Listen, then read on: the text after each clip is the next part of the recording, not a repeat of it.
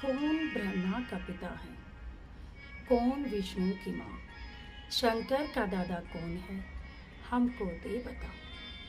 यह जानने के लिए अवश्य सुनिए जगत गुरु तत्वदर्शी संत रामपाल जी महाराज के अनमोल वचन, सभी पवित्र धर्मों के शास्त्रों के आधार पर सत्साई। पर भी लेन जात है दुनिया, अमरा ज्ञान किने ना सुनिया। भगवान हमारे पिता हमारे बीच में खड़े होकर रो रहे हैं और कह रहे हैं कि पर भी लेन जात है दुनिया, हमरा ज्ञान किन्हें ना सुनिया। ये बोली आत्माएं कुंभ के मेले पर जो पर भी लगती है, वहाँ उस तालाब में स्नान करके मोक्ष मान रहे हैं और हमरा ज्ञान किन्हें ना सुनिया। हमारा ज्ञान कोई सुनकर राजी नहीं, जिससे मोक्ष भी होगा और कहीं भटकना भी नहीं पड़ेगा। अब क्या बताते हैं परमात्मा कि चारों युग में मेरे संत पुकारे और कूक कहा हम हेल रे, ये हीरे माणिक मोती बरसे और ये जग चुगता ढेल रे।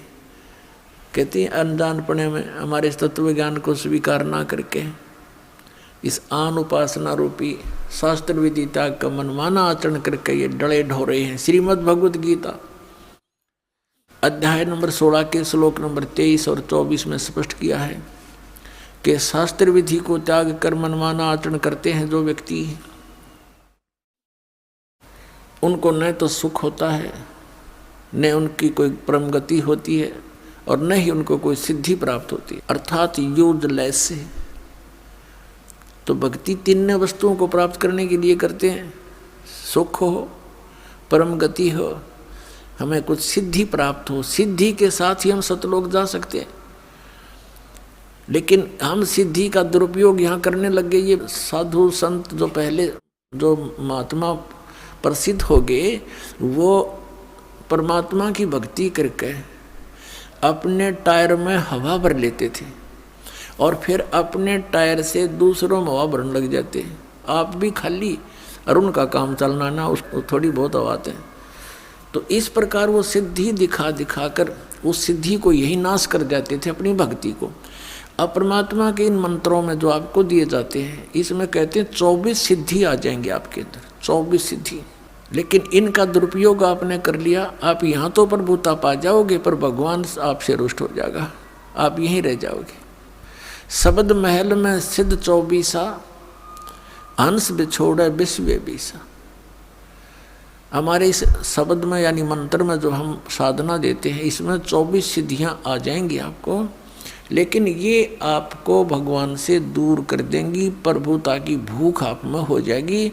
आपके वचन से किसी का थोड़ा बहुत काम ठीक हो जाएगा, कार्य सिद्ध हो जाएगा, आपकी पूजा शुरू हो जाएगी और दोनों काल के जाल में अपनी ट्यूब से दूसरे में हवा भर के आप कितने सुखी कर सकते हो? नहीं कर सकते। तो इसी प्रकार उसको स्वयं ही विधि बताओ कि आप भी जाइए और वहाँ पंप लगा है, हवा भरवा लियो। मैं अपने टायर से भर के अपना भी काम बिगाड़ोगे और अगले का भी आशीर्वाद देते हो, किसी के सिर पे हाथ रखते हो। 1 रुपये की कमाई करी, 12 अन्य खत्म कर दिए, तो खाक रहा है तेरे पास। तो उनको भी कहो भगवान से जुड़ो, ये मंत्र लो, जाप करो और स्वयं भी अपनी हवा भरवाओ भगवान से। यानी आप भी भक्ति की शक्ति प्राप्त करो। उस शक्ति से, भक्ति की शक्ति से, सिद्धि से हम सतलोक जा सकते हैं, नहीं तो हम कैसे जा सकते हैं? तो उस सिद्धि को यानी भक्ति को हम यहाँ नाश कर देंगे तो फिर सतलोक नहीं जा सकते। इसलिए इसको सटोर रखना है। और यहाँ खर्चने के लिए आपको अलग से विधि दी जाती है जो प्रथम मंत्र है। और इन प्रथम मंत्रों में भी कुछ ऐसा मिश्रण किया है, परमात्मा ने दया बख्शी है। ये कंप्लीट कोर्स है मोक्ष प्राप्ति का। तो इसमें से भी आपका भक्ति अंश डिपॉजिट होगा, वो खत्म नहीं होता। जैसे पहले ये 5 नाम दिए जाते थे, जो अब आपको 7 दिए जाते हैं। तो इन 7 नामों के जाप से यदि उपदेश लेकर भी कोई व्यक्ति मृत्यु को प्राप्त हो जाता है, सतनाम उसको प्राप्त नहीं हो पाता है, तो भी उस व्यक्ति को तुरंत मनुष्य जीवन मिलेगा, गारंटीड बात है।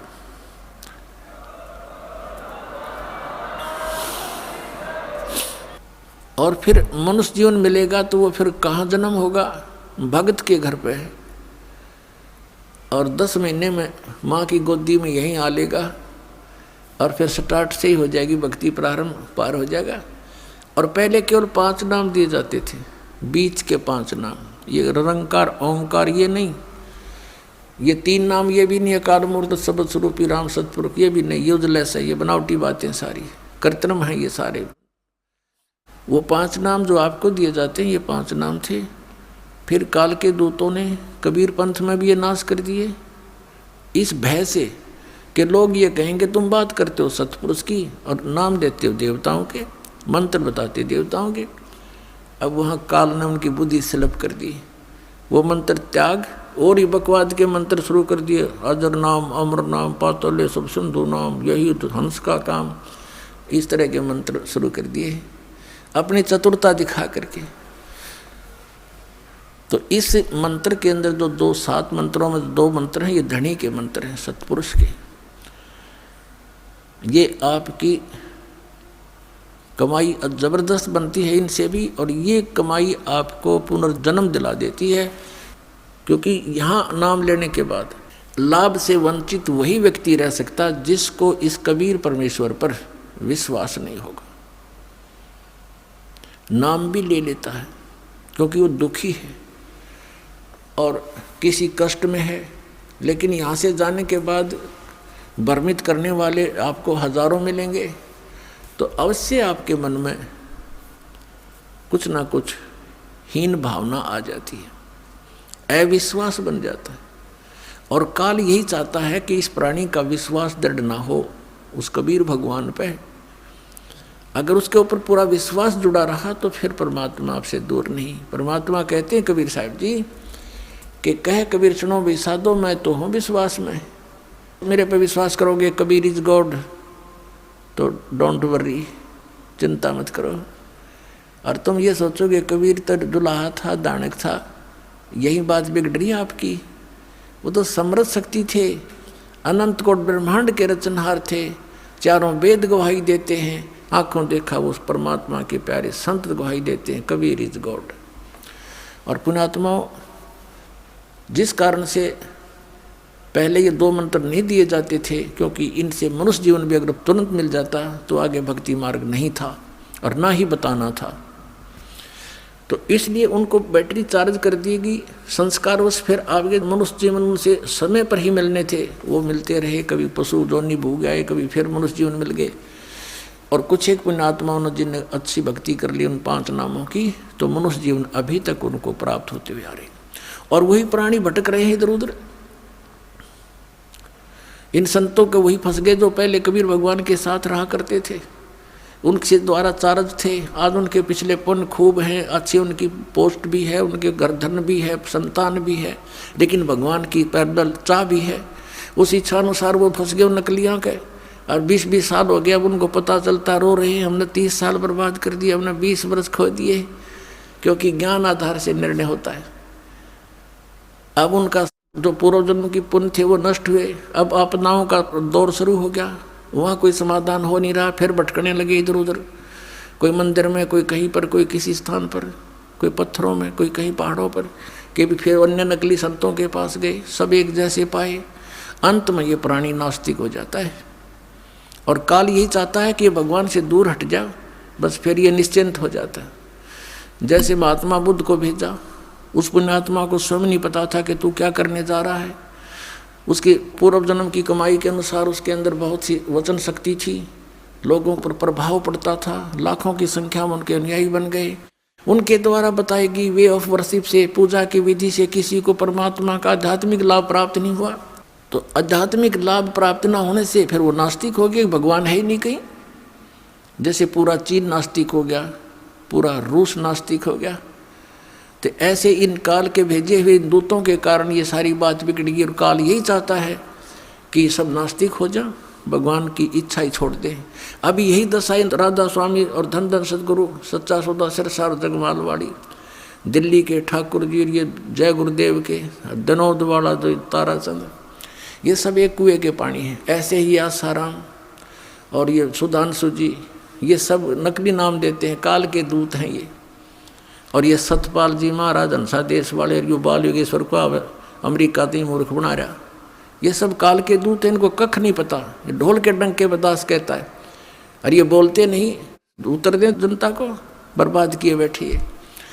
तो इनसे सब नास्तिक हो जाएंगे कुछ दिनों में। अगर ये अब ये सत भक्ति प्रारंभ नहीं होती तो ये सब नास्तिक हो जाते, और 20, 30, 50 वर्ष के अंदर। कहते भगवान कहीं नहीं है, गुटी लाओ, बकवाद करो, मांस खाओ, चोरी करो, डाके मारो, अपने अन्य तरीके से धनी बनने की कुचेष्टा करने लग जाते हैं।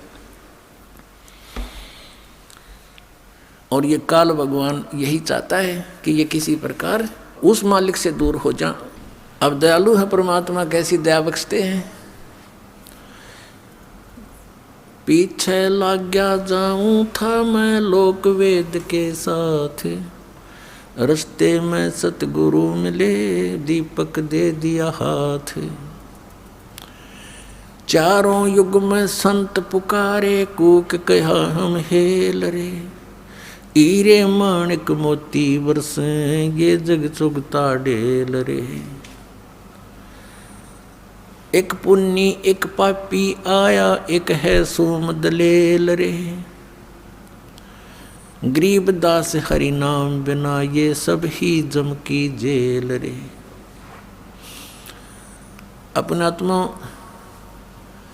परमात्मा का विधान है कि जैसे कर्म करेगा वैसा ही फल पाएगा।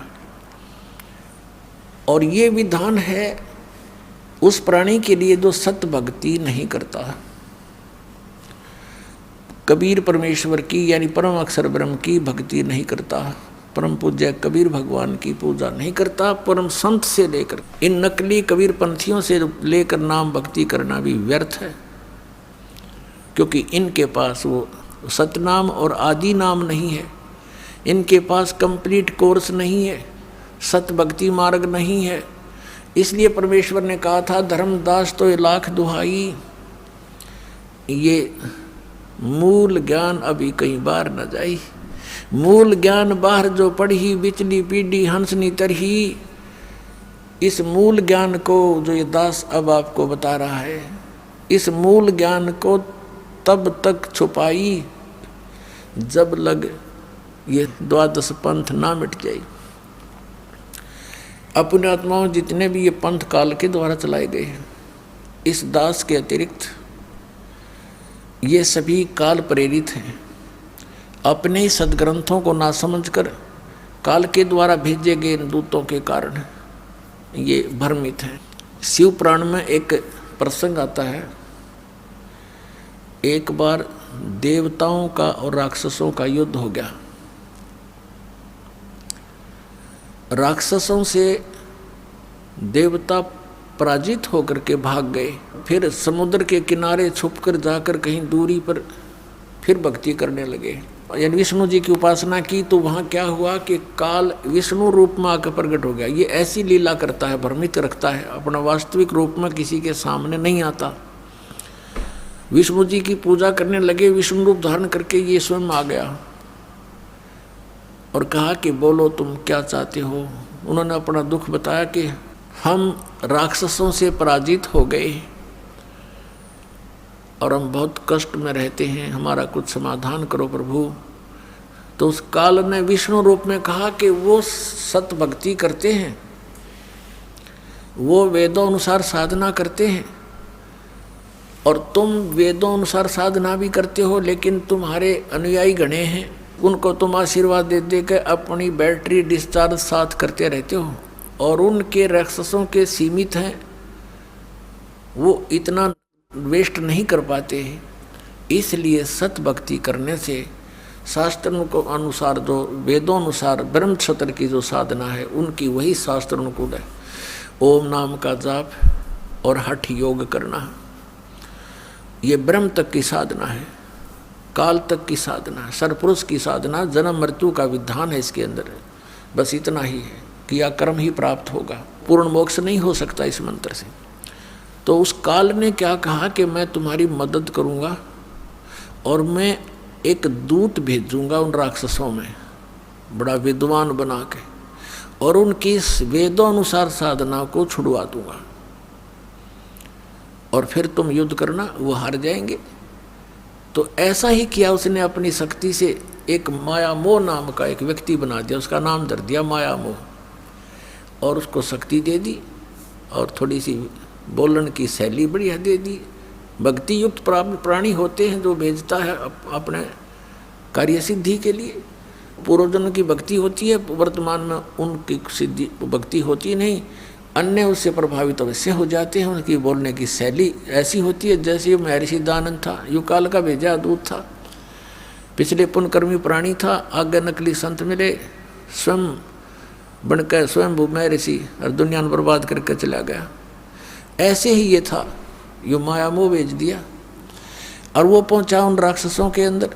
अब उनको लगा शिक्षा देने कि तुम जो भक्ति करते हो इससे क्या लाभ है, ऐसा है वैसा है, पता नहीं कितने प्रवचन करे, धारावाहिक बोलर सबके छक्के छुड़ा दे बोलन में। हमने क्या करें, घना बोलने के तो भूसा भी बक जाया करे।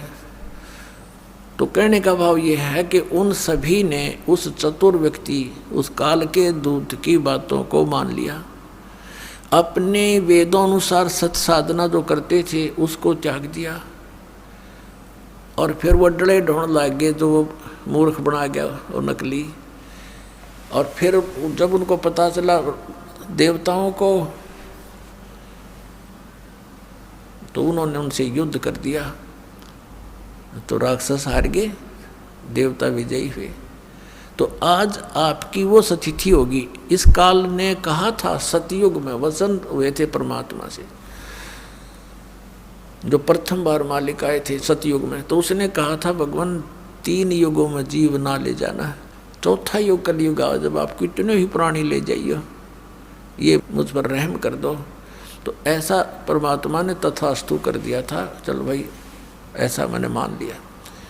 अब इसने यहाँ आकर कलयुग में किस प्रकार के धर्म बना दिए, कितने हमको बांट डाला और कितने नकली पंथ चला दिए। इस दास के आने से पहले सब ने कति डंडोरा पीट दिया, सबको घेर के बैठ गए। अब काल ने कहा था कि जब तुम अपना हंस भेजोगे, संत भेजोगे, अपना अंश भेजोगे, अपना कोई संदेश वाहक भेजोगे जोगजीत, उससे पहले मैं सभी प्राणियों को भक्तिहीन बना दूंगा, चरित्रहीन बना दूंगा और भिन्न भिन्न विभागों में बांट दूंगा। अन्य देवताओं की पूजा पर इतना दृढ़ कर दूंगा कि तुम्हारी फिर कोई सुनेगा नहीं। जाबेद से कहा जाना और समझा लेना कलयुग में आके।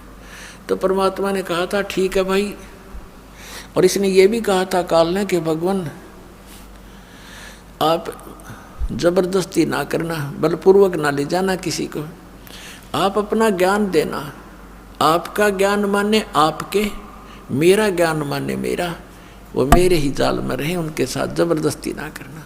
परमात्मा ने कहा भाई ठीक है, बगैर ज्ञान के तो ये वहाँ से आ ही गए थे, फिर बगैर ज्ञान के तो फिर यही धक्के खाएंगे, ये मेरे साथ चल ही नहीं सकते। तो अब ये परमात्मा ज्ञान दे करके आपको ले जाएगा। अब जैसे इस ज्ञान के आधार से हम सतलोक जाएंगे, ये ज्ञान आपको दिया जा रहा है। तो इस ज्ञान की प्राप्ति के लिए आपको परमात्मा ने शिक्षित बनाना पड़ा। अब जो प्रसंग चल रहा है कि अब हम इतने बिगड़ गए और काल यही चाहता है कि तुम्हारा जब हंस आवेगा ये किसी की सुने नहीं। नकली संतों से पंथों से ये थक चुके होंगे और दूध का जला फिर छाछ को भी फूंक मारकर, लस्सी भी फूंक मारता है। तो काल ने सोचा था फिर कोई नहीं सुनेगा उनके हंस की, परमात्मा के संदेश वाहक की, सत मार्गदर्शन करने वाले की। काल ने सोचा था कोई नहीं सुनेगा। उसने कहा था कि बेशक जाओ जोग जीत संसारा, जीव ना माने कहा तुम्हारा, जीव तुम्हारा कहा ना माने और हमारी ओढ़ हो बाज बखाने। काल ने कहा था कि तुम्हारा कोई भी बात नहीं मानेगा और हमारी ओर हो करके, यानी हम काल के ज्ञान पर तुम्हारे साथ वाद विवाद करेंगे, तुम्हारी कोई नहीं सुनेगा।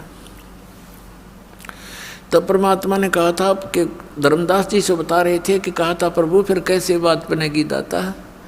अब तो आज कलयुग में तो सचमुच इसने हमारे कितने तो धर्म बना दिए और कितने हमारे को अज्ञान से भर दिया। तीर्थ व्रत और इन मस्जिद मंदिरों के पूजनों तक सीमित कर दिया। अब कैसे मानेंगे भगवान आपकी बात को? तो परमात्मा ने कहा था, धर्मदास एक समय आएगा कलयुग में और उस समय अपना दास भेजेंगे हम, और फिर देखना मैं कैसे लीला करता हूँ। उस समय तक ये सभी नकली दूत अपने ज्ञान बताकर थक चुके होंगे। इनके अनुयायी भी उस अज्ञान को सुन सुन उनके कान पक चुके होंगे, और फिर हम अपने दास को भेजेंगे, वो उनके अज्ञान का मोतियाबिंद का ऑपरेशन करेगा। तो इस ज्ञान से हम समझाएंगे, इस तत्व ज्ञान से परमात्मा के बच्चों को समझाएंगे, अपनी शरण में लेंगे भगवान। इसलिए शिक्षा आपको दी थी। तो क्या बताते हैं परमात्मा कि आज कितना बिगड़ गया समाज, और जो पुण्यात्मा इस दास के साथ 10 वर्ष से 12 वर्ष से लगे हुए हैं, आज उनके अंदर कितना परिवर्तन है। वही पुण्यात्मा है, यहाँ देख लो, पुण्यात्माओं आपके लिए हाजिर खड़े रहते हैं, करबद्ध खड़े रहते हैं और दोनों हाथों से दान करते हैं। इनको पता लग गया है कि हमारे जैसे दुखी सभी प्राणी हैं संसार में, कोई सुखी नहीं, और यहाँ आएंगे उसके लिए दान करते हैं, आपके लिए व्यवस्था करते हैं, आपस में प्रेम से रहते हैं। तो ये पूरा माहौल बदल जाएगा। अब ये किसी से ना रिश्वत लेते हैं, ना बीड़ी शराब मांस तम्बाकू का प्रयोग करते हैं, ना बच्चों के विवाह में अननेसेसरी कोई भी व्यर्थ ड्रामाबाजी लोग दिखावा नहीं करते हैं। इनको पता लग गया है।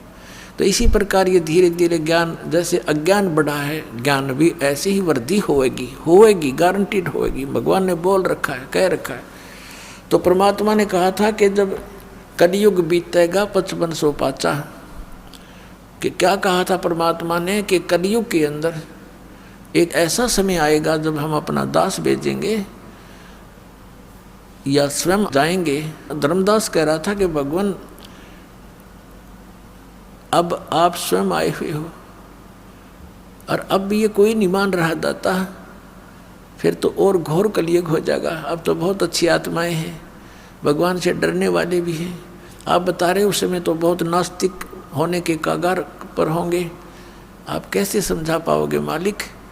तो परमात्मा ने कहा था वो विधि मेरे पास है, आने दे वो समय जब 5500 वर्ष कलयुग के बीत जाएंगे, तब पूरी पृथ्वी पर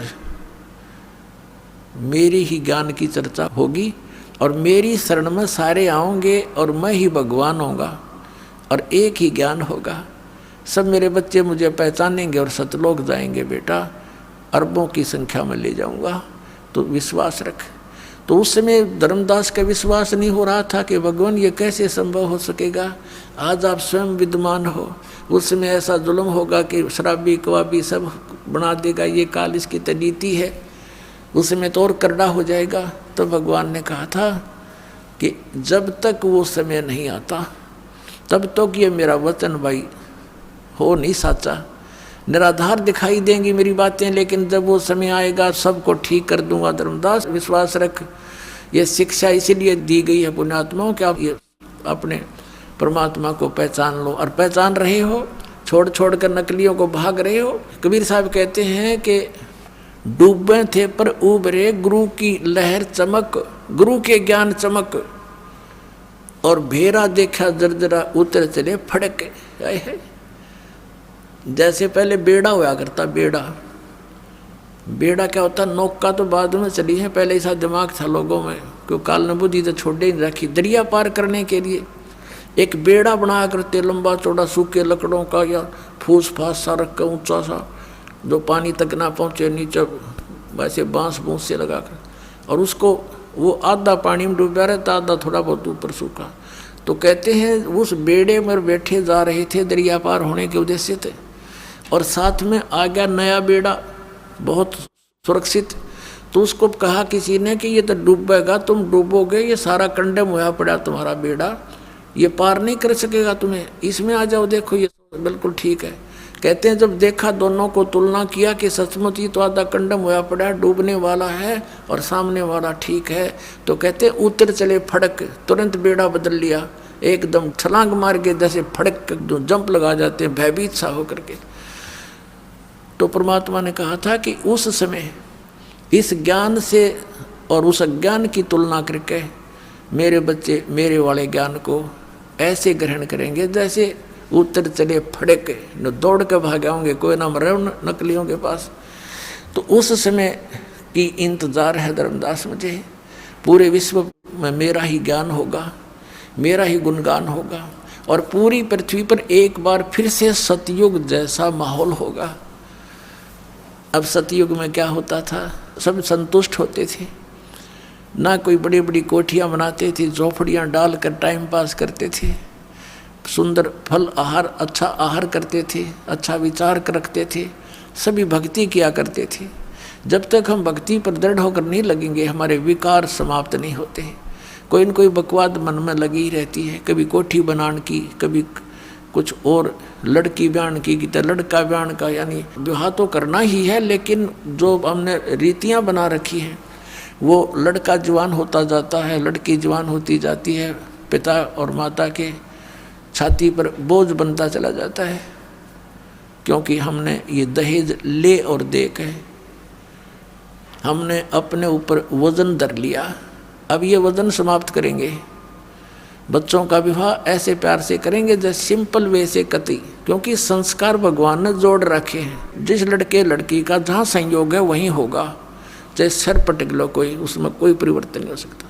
फिर जब भगवान ने ब्याह कर ही रखा है तो हम तो निमित्त बने थोड़ा सा कि हम अपनी पुत्री का विवाह आपके पुत्र से करना चाहते हैं।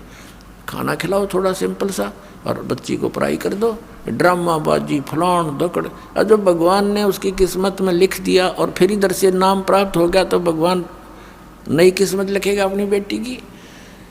एक दहेज से कितने दिन सुखी हो सकता है और कितने दिन अपने पुत्री को आप सुखी कर सकते हो, वो लेने वाला कितने दिन उससे अपना निर्वाह कर सकता है। फिर भी अपने हाथों से निर्वाह करेगा और भगवान पर विश्वास करेगा तो जीवन सफ़र उसका अच्छी तरह पूरा होगा। तो हम पहले से ही मालिक से डर कर चलेंगे। अगर हम किसी का धन लेते हैं तो हमारे ऊपर कर्जा बन गया, दान लेते हैं, दहेज लेते हैं और फिर यही लेन देन के चक्कर में फिर हम उनके पशु बनकर आएंगे। आज हम दामाद बनकर ले रहे हैं, अगले जन्म में पशु बैल बनकर देंगे, गधे बनकर देंगे उनके।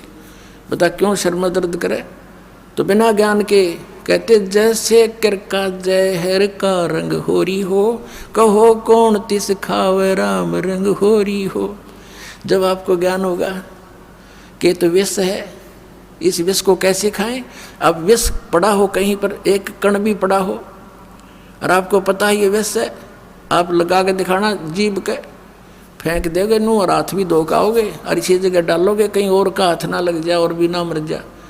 तो ये विष खा रहे हैं हम और यही भटक रहे हैं, मर रहे हैं, गधे कुत्ते बनकर सड़ रहे हैं, एक दूसरे के फिर लठ खा रहे हैं। कोई गधा बनकर खा रहा है, कोई बैल बनकर खा रहा है, कोई खच्चर बनकर लठ खा रहा है। तो ये ऐसा जुल्म, हमें ज्ञान नहीं मिला, हमें भगवान नहीं मिला, इस कारण से हम यहाँ इस काल के नकली चोचलों में उलझ के अपना जीवन नष्ट कर जाते थे। तो प्रसंग चल रहा था कि मेले ठेल जाइयो, मेले बड़ा मिलाप, पत्थर पानी पूजते ये साधु संत मिल जाते। अपने आत्मा पहले तो परमात्मा आए थे 600 वर्ष पहले, 600 वर्ष पहले, और 120 वर्ष रहे। एक ही दिन में हजारों स्थानों पर प्रकट होकर के अपना प्रचार किया करते थे। एक सिद्धि बहुचोल्य धार है, एक सिद्धि है बहुत रूप बना लेती है। पुणात्मा परमात्मा से प्राप्त शक्ति से भी कुछ सिद्धियाँ किसी व्यक्ति में आ जाती हैं।